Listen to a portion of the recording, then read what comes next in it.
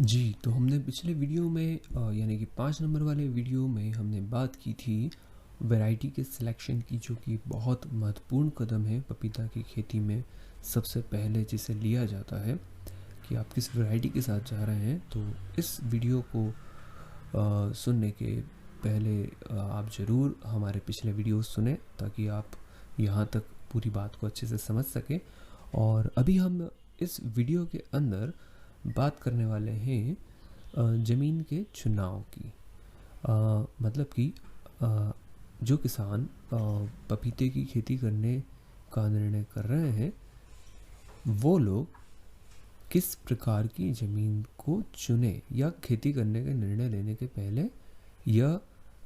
सुनिश्चित करें कि उनके पास उचित प्रकार की भूमि है पपीते की खेती के लिए। अब जब हम ज़मीन के चुनाव की बात कर रहे हैं, तो ज़मीन के साथ साथ वहाँ के वातावरण, वायुमंडल, जलवायु की भी बात कर लें थोड़ी सी, और फिर हम ज़मीन पर आते हैं। तो जैसे कि हमारे पिछले वीडियो में भी हमने बताया कि भारत के बहुत बड़े हिस्से में उष्णकटिबंधीय और समशीतोष्ण जलवायु है, यानी कि पर्याप्त मात्रा में गर्मी, धूप और नमी जहाँ मिल जाती है, वहाँ पर हमारा पपीते का पौधा और उसकी खेती बहुत अच्छे से की जा सकती है। तो पपीते की फसल के लिए पूरा दक्षिण भारत है, महाराष्ट्र है, पूरा लगभग मध्य प्रदेश का लगभग पूरा हिस्सा उसमें आ ही जाता है। राजस्थान का काफ़ी बड़ा हिस्सा उसमें आ जाता है, गुजरात का बड़ा हिस्सा उसमें आता है, उत्तर प्रदेश, बिहार के भी काफ़ी सारे हिस्सों में पपीते की खेती होने लगी है। यहाँ तक कि हिमाचल में भी अभी कुछ मैदानी इलाकों में होने लगी है, उत्तराखंड के मैदानी इलाकों में होने लगी है, और उड़ीसा, पश्चिम बंगाल। तो ऐसे भारत का काफ़ी बड़ा हिस्सा जलवायु का पपीते की खेती के लिए उपयुक्त है। तो इससे हम अगर थोड़ा सा और समझे, तो वो सारी जगह जहाँ पर पर्याप्त पानी हो, पानी की उपलब्धता बहुत ज़रूरी है पूरे साल भर के लिए, और जहाँ की जलवायु यानी कि मौसम बहुत ज़्यादा गर्म,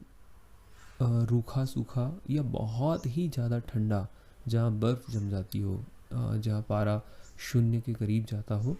ऐसी जगहों को हम छोड़ दें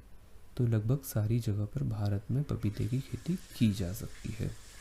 अब जो ऐसी जगह है जहाँ बहुत ज़्यादा ठंड होती है, वहाँ पर भी कुछ विशेष उपाय करके कई लोग खेती कर लेते हैं, जैसे कि ग्रीन हाउस लगाकर, नेट हाउस तो नहीं, शायद ग्रीन हाउस, पॉली हाउस पर ही कुछ उपयोगी साबित होता है जब बहुत ज़्यादा ठंडा मौसम होता है, पहाड़ी क्षेत्र होता है, या फिर जहाँ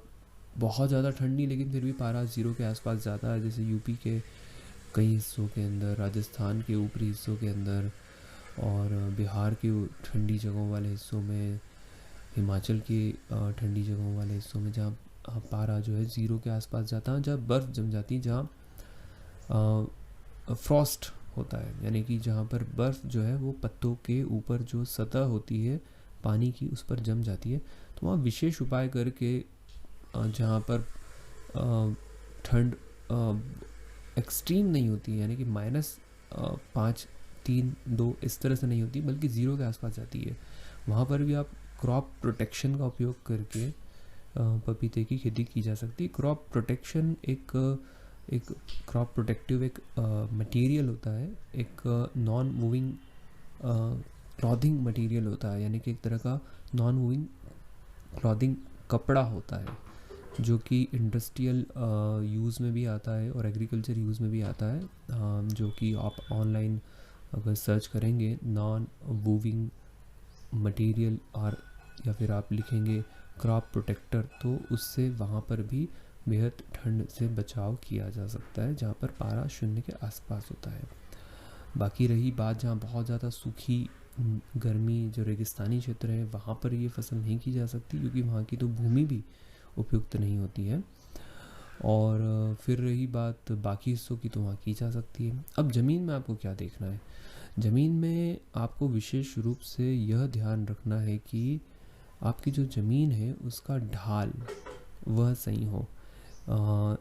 जिस भी ज़मीन का आप चुनाव करेंगे उसके ऊपर पानी टिकना नहीं चाहिए जब अधिक बारिश हो तब, या जिसमें आप अधिक सिंचाई कर दें तो टिके नहीं, यानी कि सिंचाई के बाद या फिर अधिक बारिश के बाद जिस ज़मीन में पानी 24 घंटे से ज़्यादा देर तक नहीं टिकता, रिस जाता है, निकल जाता है रिस कर, उस ज़मीन पर आप पपीते की खेती कर सकते हैं। अगर पानी वहाँ रुक जाता है, टिक जाता है, तब पपीते की खेती करना सही नहीं होता ऐसी ज़मीन पर, क्योंकि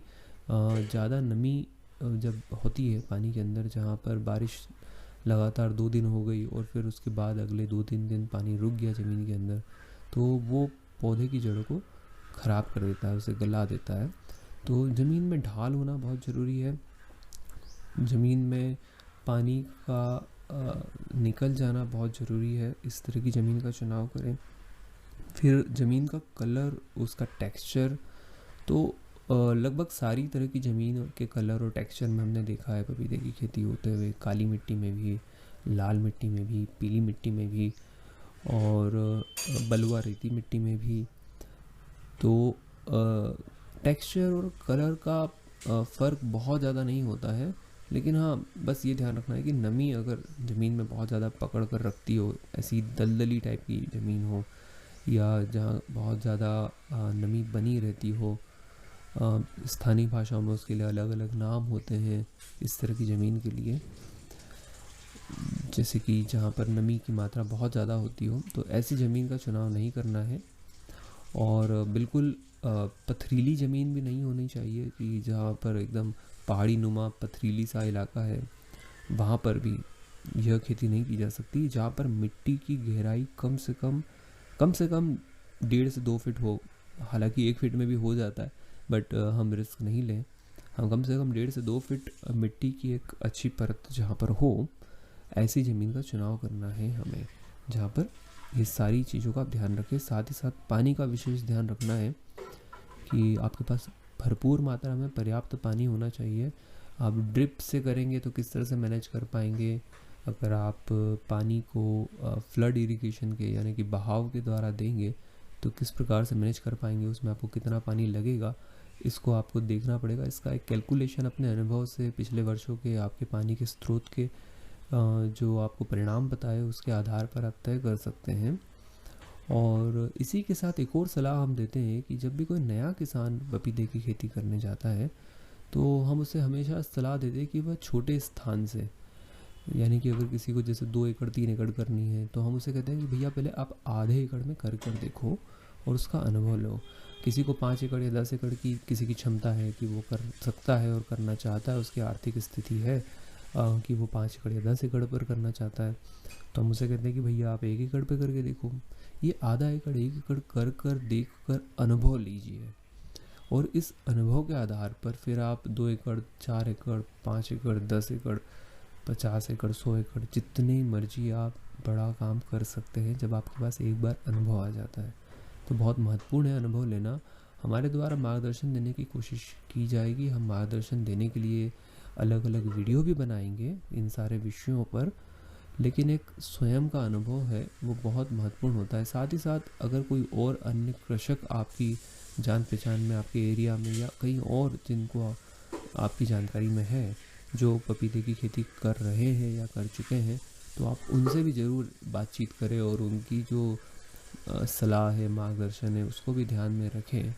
और साथ ही साथ हमारे द्वारा भी कोशिश की जाती है कि आपको सलाह और मार्गदर्शन प्रदान किया जाए, और कोशिश की जाएगी कि हम सलाह और मार्गदर्शन वाले जो हमारा एरिया है उसको और से और बेहतर बनाएं, ताकि आप लोगों तक हम अधिक से अधिक जानकारी पहुंचा पाएँ, जिसकी दिशा में हम काम पहले से ही कर रहे हैं। तो उम्मीद है कि हम अधिक से अधिक जानकारी शेयर कर पाएंगे।